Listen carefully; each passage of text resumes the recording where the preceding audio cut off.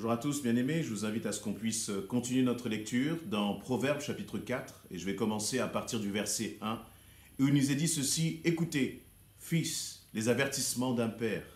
Soyez attentifs et vous apprendrez à être intelligents. Je vous transmets des connaissances sûres, ne rejetez pas ce que je vous enseigne. Moi aussi j'ai eu un père pour m'éduquer, et j'ai été tendrement aimé par ma mère. Mon père m'enseignait ainsi. Retiens bien mes paroles, observe les règles que je te donne, et tu vivras. Acquiers la sagesse et l'intelligence, et ne les oublie plus. Ne néglige aucune parole de ma bouche. Ne délaisse pas la sagesse, et elle t'aidera. Aime-la, et elle veillera sur toi. Pour devenir un sage, commence par acquérir la sagesse. Donne tout ce que tu possèdes pour acquérir l'intelligence. Serre la sagesse contre toi. Elle te rendra grand et noble si tu l'enlaces. Elle sera pour toi comme une parure gracieuse, comme une couronne magnifique. Amen. Voilà donc Salomon qui continue de rappeler l'importance, d'insister sur l'importance de la sagesse. Et ce qui m'interpelle là, dans ces quelques paroles, eh bien, c'est à partir du verset 3, les versets 3 et 4, où il nous est dit « Moi aussi, j'ai eu un père pour m'éduquer, j'ai été tendrement aimé par ma mère. Mon père m'enseignait ainsi, retiens bien mes paroles, observe les règles que je te donne et tu vivras. » Vous voyez le rôle justement du père, le rôle de la mère, le rôle de l'autorité dans l'éducation. Pourquoi est-ce que dans le livre des Chroniques, dans 2 Chroniques chapitre 1, eh bien pourquoi est-ce que Dieu, lorsqu'il s'est adressé à Salomon et a dit à Salomon, eh bien Salomon, demande ce que tu veux et tu l'obtiendras. Salomon, eh bien, n'a pas demandé des biens, n'a pas demandé du pouvoir, n'a pas demandé, j'allais dire, plus de richesse ou je ne sais quoi. La chose que Salomon a demandé à Dieu, c'est « Accorde-moi la sagesse et l'intelligence pour que je puisse diriger ton peuple convenablement. » Et vous voyez, finalement, lorsque l'on voit et l'on constate qu'effectivement, quelle est l'éducation que Salomon a reçue? Il a reçu une éducation dans laquelle la sagesse et l'intelligence étaient valorisées. Et depuis son enfance, il a toujours entendu son père David dire, et c'est ce que Salomon nous dit là au verset 4, il dit « Voici ce que mon père m'enseignait ». Le père de Salomon, c'est-à-dire David, enseignait Salomon à retenir la sagesse, à valoriser la sagesse et l'intelligence.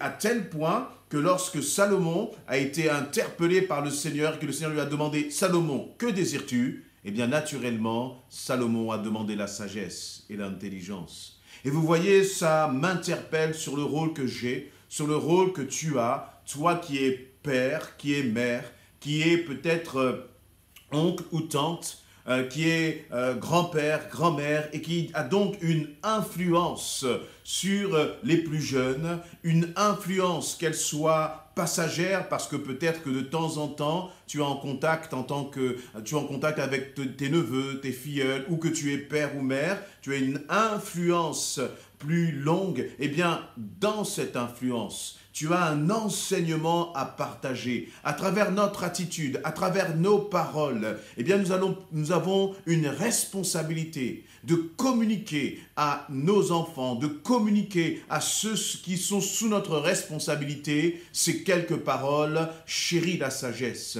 chéris l'intelligence. Voyez, bien souvent dans ce monde où nous disions encore récemment de consommation, nous allons croire que ce que nous pouvons apporter de plus riche aux enfants, c'est encore plus de matériel. C'est bien tout cela, mais je crois que ce qui est important, c'est de leur montrer, de leur communiquer, de leur faire passer ce message, que ce qui est le plus important pour ta vie, ce qui va avoir un impact sur ta vie en tant qu'enfant, en tant que jeune, c'est de chérir la sagesse et l'intelligence. Et j'aimerais dire que cette sagesse et cette intelligence, elle est tout d'abord, bien sûr, d'une dimension spirituelle, c'est-à-dire chérir la sagesse et l'intelligence, chérir la parole de Dieu, chérir les enseignements de Dieu pour ta vie.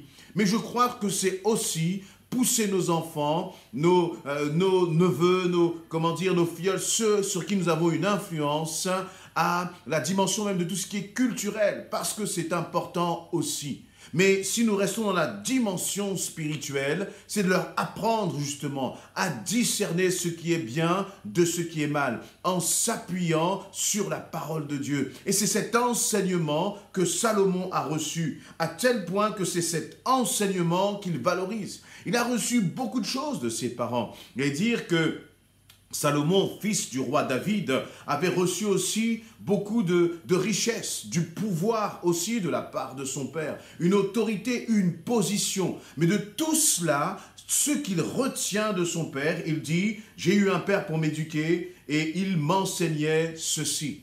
Et vous voyez toute la vie que l'enfance que Salomon a pu passer auprès de son père David, eh bien, ce qu'il a retenu se résume en ces quelques versets. Ce verset 4, « Retiens bien mes paroles, voici ce que mon père m'a dit. Il m'a dit, retiens bien mes paroles, observe les règles que je donne et tu vivras. Et tu vivras. Acquiert la sagesse, acquiert l'intelligence et ne les oublie plus. Ne néglige aucune parole de ma bouche. » Parmi tout ce que le roi Salomon a pu recevoir de son père, voici les choses précieuses qu'il a retenues. Et voici la responsabilité que nous-mêmes, nous avons à, communiquer cela auprès de ceux encore sur qui nous avons de l'influence. Voyez, père ou mère. Et il y a aussi peut-être toi qui te dis, mais je n'ai pas pu être éduqué par mon père, je n'ai pas pu être éduqué par ma mère. Oui, mais tu as cette grâce de pouvoir connaître la sagesse d'en haut en méditant la parole de Dieu. Et là, nous revenons à cette prière de Jésus qui dit « Notre Père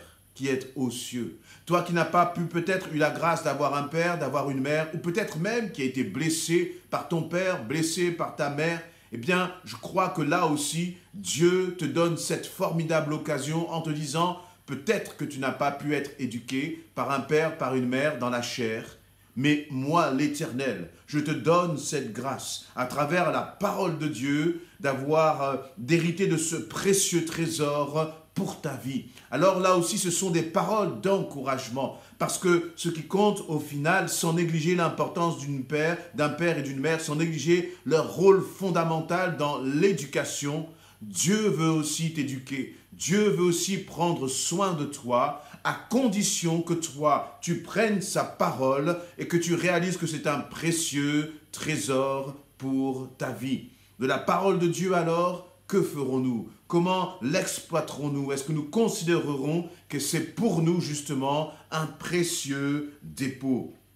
Et ces paroles, et on peut avoir aussi, je crois, un père, une mère dans le domaine spirituel. Et c'est important. C'est la même relation que Paul avait avec Timothée. Paul va à plusieurs reprises, lorsqu'il va parler de Timothée, il va dire « mon enfant ». Vous voyez, et je crois que Timothée avait cet attachement à recevoir les paroles de Paul et à s'attacher à ces paroles. Comme toi aussi, tu peux avoir, c'est important que tu puisses être entouré, encouragé, fortifié, entendre les paroles de quelqu'un qui pourra avoir spirituellement une influence, quelqu'un qui soit attaché à la parole de Dieu, qui t'aide aussi à grandir et qui parfois va te reprendre, mais toujours selon la parole de Dieu. Comprenons là que nous ne parlons pas, d'une emprise de l'un sur l'autre, mais vraiment d'une dimension de père à fils,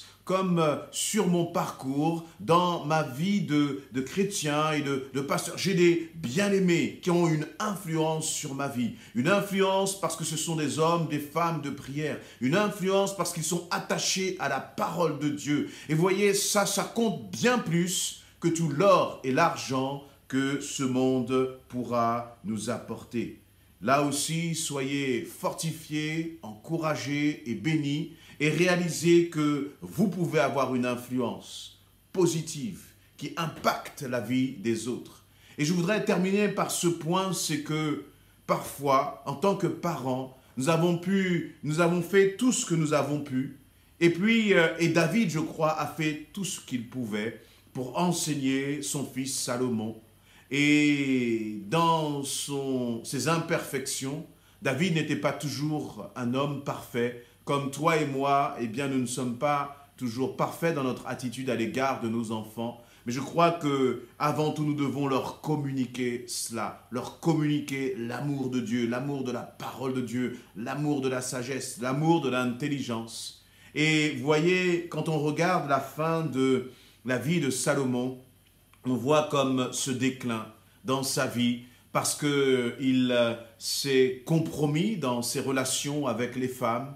Il est tombé même dans l'idolâtrie à cause justement de son amour pour les femmes. Et vous voyez, David, lui, n'a pas vu cela de son vivant, mais en tout cas, David a fait sa part, a fait ce qu'il pouvait en communiquant, j'allais dire, en passant le relais à son fils Salomon. Et maintenant, c'est Salomon qui a la responsabilité devant l'Éternel. Et j'aimerais parler et encourager les parents là aussi. Eh bien, fais ce que toi tu peux, fais ta part. Et ensuite, ce sera la responsabilité de nos enfants devant l'Éternel de faire leur choix. Soyons des hommes, des femmes qui prions pour nos enfants parce qu'ils en ont besoin. La séduction est là. Soyons des grands-parents qui prions pour nos enfants et nos petits-enfants afin qu'ils puissent recevoir ces paroles, les paroles que nous aurons semées dans leur vie et qu'ils puissent les garder. Et toi qui es, j'allais dire, jeunes gens, jeunes filles, chéris la parole de l'Éternel dans ton cœur et tu verras que le Seigneur te mènera sur les sentiers de la grâce, sur les sentiers de la paix et que le Seigneur t'aidera à bâtir ta vie dans la réussite, main dans la main avec lui. Amen.